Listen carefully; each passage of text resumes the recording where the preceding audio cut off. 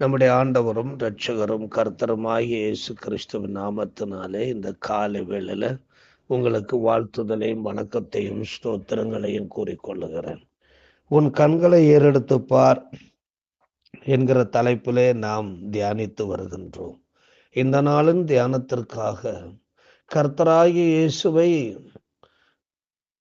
சிலுவையில் அறைந்து காயப்படுத்தி குத்தி அவருடைய இரத்தம் தண்ணீரை பீரிட்டு பாயும்படியாய் செய்தவர்கள் அவரை ஏறிட்டு பார்த்து ஜெபிக்கும் காலம், வேண்டுதல் செய்யும் காலம் வரப்போகிறது. யோவான் 19ஆம் அதிகாரம் 34ஆம் வசனத்திலிருந்து 37ஆம் வசனம் வரையிலும் உள்ள வாக்கியங்களிலே இவைகள் எழுதப்பட்டிருக்கிறது. 37ஆம் வாக்கியம் இப்படி சொல்லுகிறது: தாங்கள் குத்தினவரை நோக்கி பார்ப்பார்கள் என்று வேறொரு வாக்கியம் சொல்லுகிறது. சகரியா தீர்க்கதரிசியினுடைய புத்தகத்திலே இந்த வாக்கியம் காணப்படுகிறது. சகரியா 12ஆம் அதிகாரம் 10ஆம் வசனத்திலே இப்படி சொல்லப்பட்டிருக்கிறது: எப்பொழுது அவர்கள் நோக்கி பார்ப்பார்கள், நான் தாவீது குடும்பத்தாரின் மேலும் எருசலேம் குடிகளின் மேலும் கிருபையின் ஆவியையும் விண்ணப்பங்களின் ஆவியையும் ஊற்றுவேன். அப்பொழுது அவர்கள் தாங்கள் குத்தின என்னை நோக்கி பார்த்து, ஒருவன் தன் ஒரே பேரானவனுக்காக புலம்புகிறது போல எனக்காக புலம்பி, ஒருவன் தன் தலைச்சன் பிள்ளைக்காக துக்கிக்கிறது போல எனக்காக மனங்கசந்து துக்கிப்பார்கள் என்று சகரியா தீர்க்கதரிசி இயேசு கிறிஸ்துவனுடைய இந்த மரணத்திற்கும் ஏறக்குறைய ஒரு 500 வருடங்களுக்கு முன்னதாக இவைகளை குறித்து அவர் எழுதி வைத்திருக்கின்றார். யோவான் 19ஆம் அதிகாரத்தில் சொல்லப்பட்டிருக்கிற வாக்கியங்களை நாம் பார்க்கும் பொழுது, இயேசு கிறிஸ்து சிலுவையிலே அறையப்பட்டார்.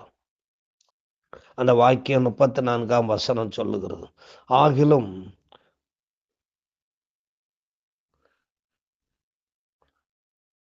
போர்ச்சவரில் ஒருவன் ஈட்டினால் அவருடைய விலாவில் குத்தினான். உடனே இரத்தமும் தண்ணீரும் புறப்பட்டது. அதை கண்டவன் சாட்சி கொடுக்கிறான். அவனுடைய சாட்சி மெய்யா இருக்கிறது. நீங்கள் விசுவாசிக்கும்படி தான் சொல்லுகிறது மெய்யென்று அவன் அறிந்திருக்கிறான். அவருடைய எலும்புகளில் ஒன்றும் முறிக்கப்படுவதில்லை என்கிற வேத வாக்கியம் நிறைவேறும்படி இவைகள் நடந்தது. அல்லாமலும் தாங்கள் குத்தினவரை நோக்கி பார்ப்பார்கள் என்று வேறொரு வாக்கியம் சொல்லுகிறது. இயேசு சிலுவையில் அறையப்பட்டார். அவர் சிலுவையை பற்றியத்தான் பேசிட்டு இருந்தாரு. ஆனா கடைசியில முடிவில் அவர் சிலுவையில அவர் மரித்தார். யோவான் 19ஆம் அதிகாரம் 18ஆம் வசனத்திலே அங்க சொல்லப்பட்டிருக்கிறது, அங்கே அவரை சிலுவையில் அறைந்தார்கள். அவரோட கூட வேறு 2 பேரை 2 பக்கங்களிலும் இயேசுவை நடுவிலுமாக சிலுவையில் அறைந்தார்கள். சிலுவையை பற்றியே பேசினவர். சிலுவையில மனுஷகுமாரனை கொல்லுவார்கள், அவர் மரித்து அடக்கம் பண்ணப்படுவார், 3ஆம் நாள் உயிரோடு எழும்புவார் என்று அடிக்கடி இயேசு கிறிஸ்து பேசிய வார்த்தைகளுக்கு இணங்க இப்பொழுது இயேசு கிறிஸ்து சிலுவையிலே அறையப்பட்டிருக்கிறார். அடுத்த இந்த வாக்கியம் சொல்லுது, அவர் ஈட்டியினாலே விலாவிலே குத்தப்பட்டார். இயேசு கிறிஸ்து சிலுவையில் அறையப்பட்ட பிற்பாடு போர் சேவகரில் ஒருவன் அவருடைய விலாவிலே குத்தினான் என்று சொல்லப்பட்டிருக்கிறது. இயேசு விலாவில் குத்தப்படுவார் என்பது அது ஒரு பெரிய ஒரு விஷயமாக காணப்படுகிறது. ஆதாமின் விலாவிலிருந்து ஏவாளை தேவன் கொண்டு வந்தார். இயேசுவின் விலாவிலிருந்து மனித மீட்புக்கான இரத்தம் புறப்பட்டு போனது. இது உண்மை என்று நாம் அறிகிறோம். யோவான் 20ஆம் அதிகாரம் 25ம் 27ம் வாக்கியங்களை நாம் வாசிக்கும் பொழுது அவர் சொல்லுகிறார், மற்ற சீஷர்கள் கர்த்தரை கண்டோம் என்று அவனுடனே சொன்னார்கள்.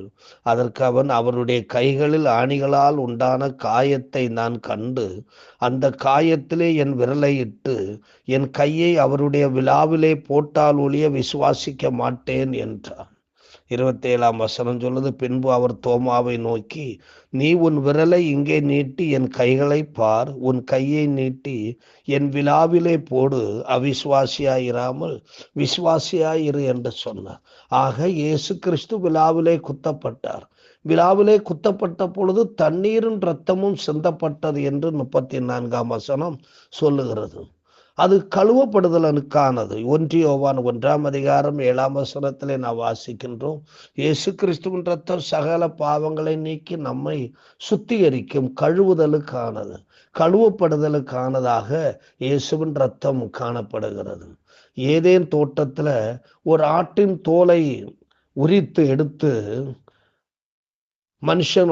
மனிதங்களுடைய நிர்வாணத்தை தேவன் மூடினார். இஸ்ராயேலிலே ஆட்டின் ரத்தம் மனுஷங்களுடைய பாவத்தை மூடுகின்ற ஒன்றாக மாற்றப்பட்டது. இப்பொழுது உலகத்திலே இயேசுவின் ரத்தம் உலகத்தாரின் பாவத்தை மூடி போடும்படியாக அது சிந்தப்பட்டிருக்கின்றது. இயேசுவின் ரத்தம் மனிதனுடைய பாவங்களை கழுவுகிறது. கண்டவன் சாட்சி கொடுக்கிறான். என்ன சாட்சி? லூக்கா 23 இயேசுவை சிலுவையில் அறைந்த இடத்துல 100க்கு அதிபதி இருக்கிறார். அங்கு சிலுவையில் அறைந்த எல்லாருக்கும் ஒரு தலைமையாக இருக்கக்கூடிய 100க்கு அதிபதி. அந்த மனிதன் இயேசு கிறிஸ்துவனுடைய விழாவிலே குத்தின போது அவருடைய விழாவில் இருந்து புறப்பட்ட தண்ணீரின் இரத்தத்தை கண்டவன், இயேசு கிறிஸ்துவனுடைய மரணத்தை கண்டவன் சாட்சி கொடுத்தார். 47 சொல்லுகிறது, 100க்கு அதிபதி சம்பவித்ததை கண்டு மெய்யாகவே இந்த மனுஷன் நீதிபரனாய் இருந்தான் என்று சொல்லி தேவனை மகிமைப்படுத்தினான் என்று சொல்லப்பட்டிருக்கிறது. இந்த சாட்சி எப்படிப்பட்டது? யோவான் 19 35 நமக்கு இப்படி சொல்லுகிறது, அதை கண்டவன் சாட்சி கொடுக்கிறான், அவனுடைய சாட்சி மெய்யாய் இருக்கிறது, உண்மையான சாட்சியாய் இருக்கிறது. அது பொய்யான சாட்சி அல்ல, அவன் கண்ட நேரடி சாட்சியமா இருக்கிறது. நீங்கள் விசுவாசிக்கும்படித்தான் தான் சொல்லுகிறது மெய் என்று அவன் அறிந்திருக்கிறான். நாம் விசுவாசிக்கும்படியாகத்தான் இந்த மனிதன் 100க்கு அதிபதி ஒரு புறத்தியான், இயேசு கிறிஸ்துவை குறித்து அறியாதவன், அவன் அந்த சாட்சியை கொடுக்கிறார். எதற்காக இந்த சாட்சி கொடுக்கப்பட்டது? இந்த உலகத்து மக்கள் எல்லாம் கர்த்தராகிய இயேசு கிறிஸ்துவை விசுவாசித்து அவரை ஏற்றுக்கொள்வதற்காக கொடுக்கப்பட்டது.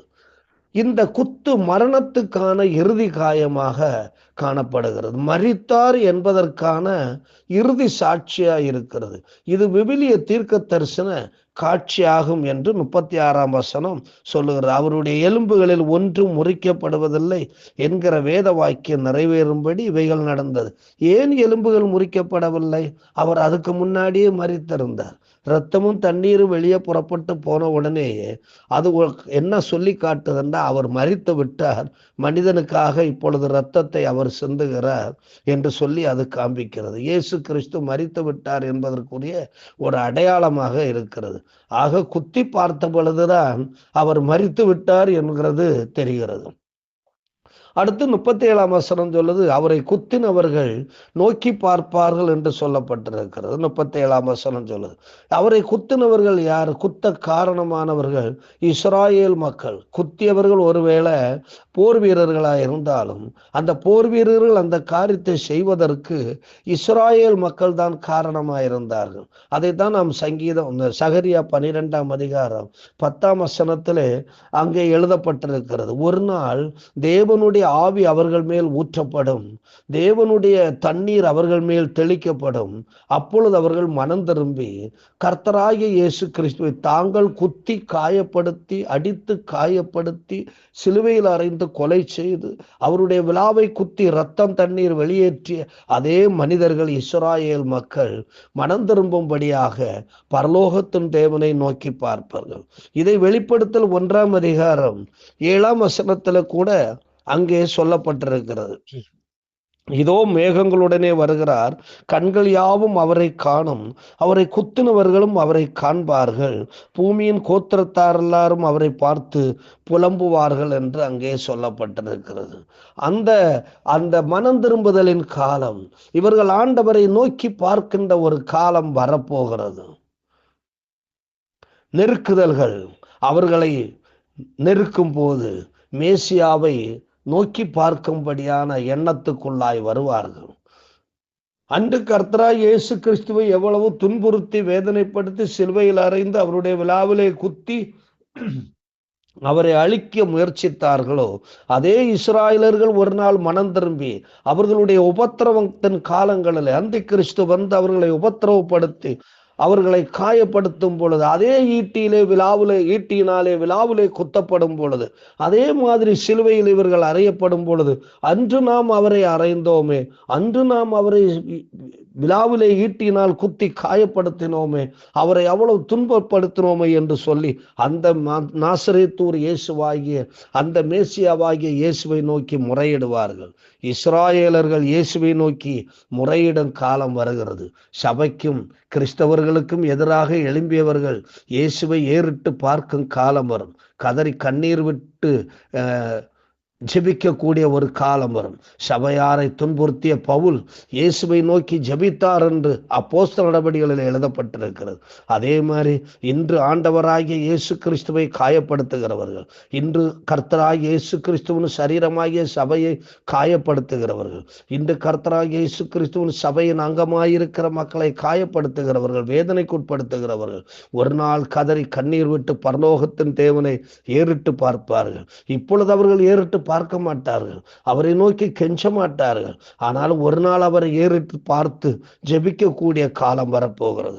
அன்பு நிறைந்த ஆண்டவரே, நாங்கள் இப்படிப்பட்ட நெருக்குதலுக்கு உள்ளான பிற்பாடுதான் பரலோகத்தின் தேவனை நோக்கி பார்க்க வேண்டும் என்கிற நிலைமைக்கு தள்ளப்படாதபடிக்கு எங்களுக்கு கிடைத்திருக்கிற இந்த காலத்துல எப்பொழுதும் நாங்கள் உம்மை ஏறிட்டு பார்த்து உம்மை நோக்கி ஜெபிக்கிற தேவ பிள்ளைகளாய் இருக்க தேவரீர் எங்களுக்கு உதவி செய்யும். பிடரியில அடி விழுந்த பிற்பாடு நாங்கள் பரலோகத்தின் தேவனை நோக்கி பார்ப்பதை விட ஆண்டவரே, நாங்கள் அதற்கு முன்னாடி பிடரி முறிவதற்கு முன்னாடியே பரலோகத்தின் தேவனை நோக்கி பார்த்து ஜெபிக்கும் பழக்கம் எங்களுக்குள்ளே உருவாகும்படியாக பரிசுத்த ஆவியானவர் உதவி செய்வீராக. உம்முடைய கிருபையின் ஆவியும் விண்ணப்பத்தின் ஆவியும் எங்களில் ஊற்றுவீராக.